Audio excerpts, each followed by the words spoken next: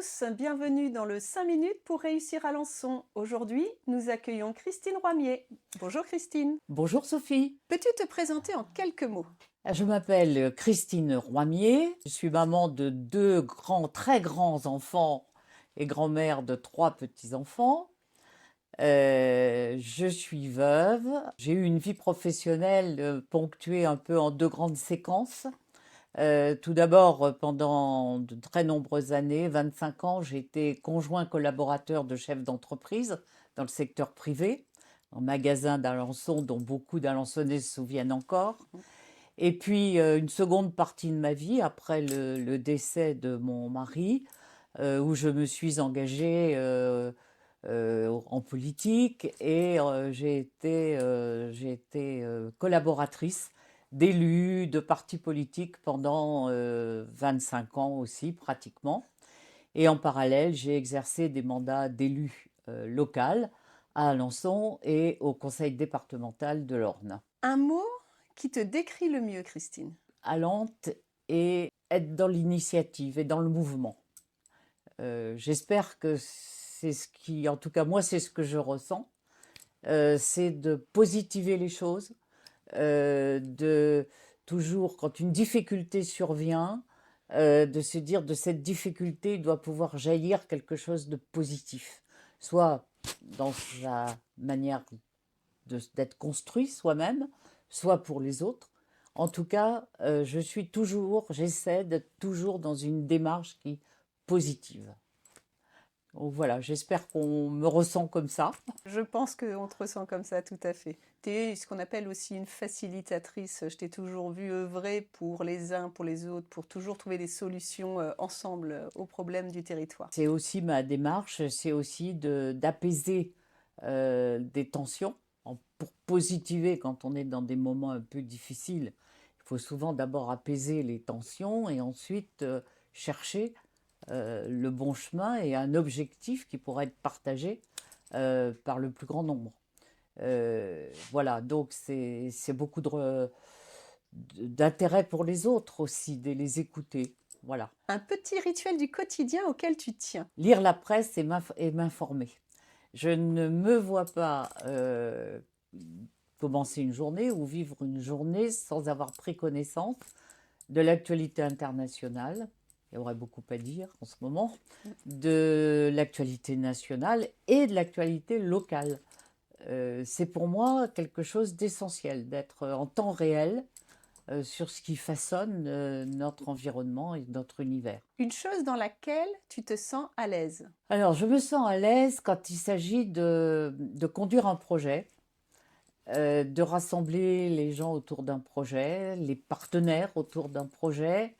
La conduite de projet, je me sens à l'aise dans ce type de démarche. Un défaut que tu assumes complètement. D'être autoritaire et directive. C'est un peu le contrepoids du reste, voilà, mais on me le dit et voilà. Christine, à l'inverse, est-ce que tu peux nous présenter ta principale qualité d'après toi? Peut-être d'être conciliatrice. Ouais. Alors la difficulté, c'est d'être déterminée et conciliatrice. Voilà. Mais j'espère pouvoir être quelqu'un de liaison. Un moment récent où tu t'es senti utile. Eh bien, parallèlement à des engagements associatifs, etc., je suis amenée par ma maman à me rendre tous les jours dans un EHPAD. Et je me ressens utile quand je m'arrête pour faire un peu de conversation avec des résidents. C'est un monde très particulier et il se trouve que je rencontre aussi des personnes que j'ai connues autrefois.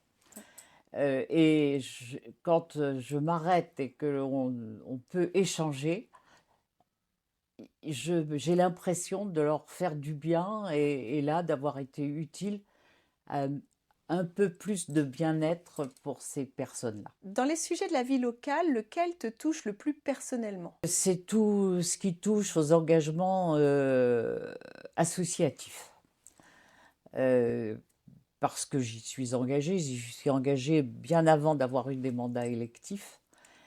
Et je suis profondément convaincue que dans la société actuelle dans laquelle nous vivons, l'engagement va être la pierre angulaire pour nous sauver de tentations dictatoriales. Tout simplement, le mot n'est pas trop fort.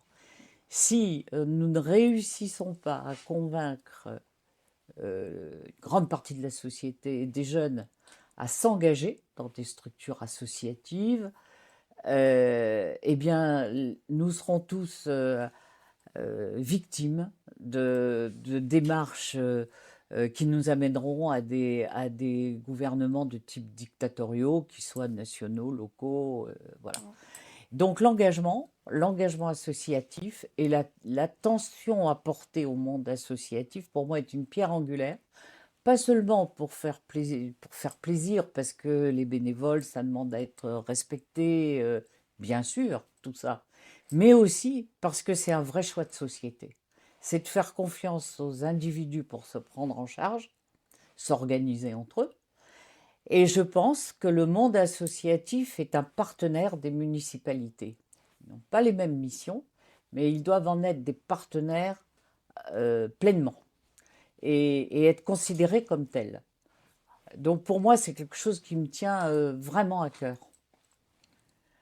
Donc je voudrais qu'on puisse déployer, Sophie, avec toi, des démarches très, très novatrices en matière de partenariat avec le monde associatif. S'il y avait un changement concret que la ville pourrait faire dans ce domaine, ce serait quoi selon toi? Moi, dans ce domaine, je voudrais suggérer et proposer que ce grand secteur associatif soit considéré à part entière comme appartenant et faisant partie des forces vives de l'agglomération. Ça se manifeste de manière concrète par des invitations aux vœux du maire aux forces vives, par exemple, mais pour toutes ces associations-là. Alors certes, il y a un peu dans ce grand univers, il y a un peu deux espaces. Il y a les associations qui sont elles-mêmes employeurs et qui gèrent des budgets importants et des délégations de services publics. Et puis, il y a les associations de bénévoles qui sont plutôt sur des sujets de loisirs, culturels, etc. Mais les unes et les autres apportent des contributions indispensables à la vie sociale, à la vie économique, et doivent à ce titre être considérées à part entière comme faisant partie des forces vives. Qu'est-ce qui t'a donné envie de t'impliquer dans cette aventure pour Alençon? Outre le fait que je m'intéresse toujours à la vie civique, sociale, politique, appelons la politique si on veut, d'Alençon, il me semble que il faille un renouvellement. Les temps font que aujourd'hui, on le voit bien, les attentes évoluent énormément de la population et elles évoluent de plus en plus vite. Et donc des équipes qui sont en fonction depuis bientôt 20 ans, euh, eh bien, à mon avis, il faut préparer et construire l'alternance à ces équipes-là. Euh, et je le dis très simplement, elles n'ont pas forcément démérité sur tout, etc.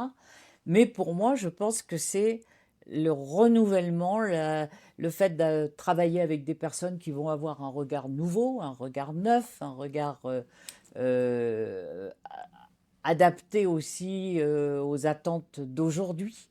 Bien sûr, il y a une question sans doute de moyenne d'âge, mais c'est pas tellement ça.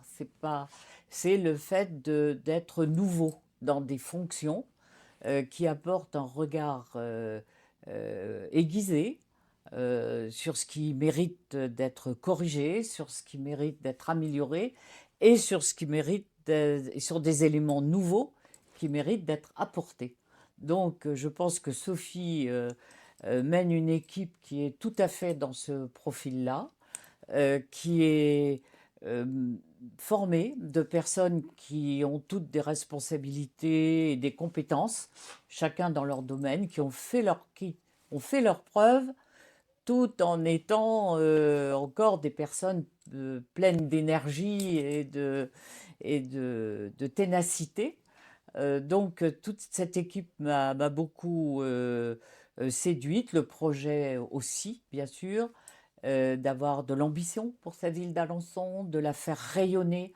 C'est c'est ce à quoi nous aspirons tous, c'est de sortir d'une sorte de timidité repliée, mais au contraire de ne pas avoir peur de rayonner, d'aller toujours. J'ai vécu des périodes comme ça dans mes mandats locaux, ne pas avoir peur de rayonner et d'aller toujours chercher plus haut. euh, Auprès d'artistes réputés que l'on fait venir, de philosophes réputés que l'on fait venir ou de penseurs, de communiquer sur toute une démarche d'une ambition bien comprise à partir de tous nos atouts. Et c'est cette dynamique-là que je retrouve dans l'équipe qu'a formée Sophie. Et c'est pour la raison pour laquelle j'ai accepté bien volontiers de la soutenir publiquement. Voilà. Christine, à ton tour, est-ce que tu as une question à me poser? Sophie, dans les fonctions de maire, on est parfois amené à prendre des décisions difficiles parce que l'intérêt général n'est pas facile à identifier tant les arguments entre une hypothèse ou une autre de réponse peuvent être contradictoires.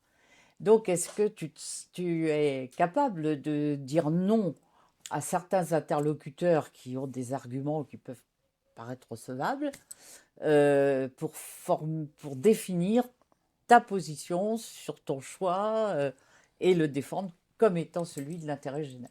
Alors Christine, merci de cette question.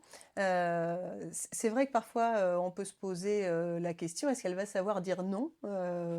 Je pense en avoir la capacité, mais je pense aussi toujours essayer de mesurer au maximum effectivement la question de l'intérêt. Alors il peut y avoir des intérêts contradictoires, les deux peuvent être positifs, mais qu'est-ce qui rejoindra le plus l'intérêt général?